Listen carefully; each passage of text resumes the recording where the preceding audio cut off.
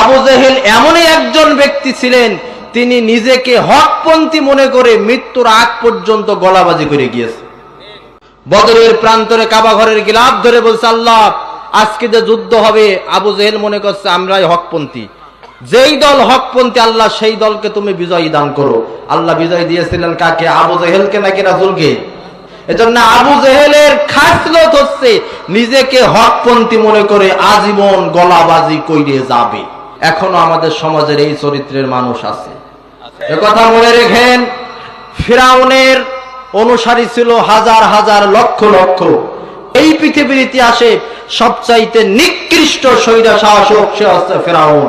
এই নিকৃষ্ট স্বৈরা শাসকের ফিরাউনেরও অনুসারী ছিল হাজার হাজার।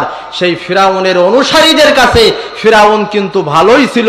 আপনাদের কাছে জানতে চাই, আসলে কি ফিরাউন ভালো ছিল নাকি ফিরাউনের অনুসারীরা অন্ধ ছিল?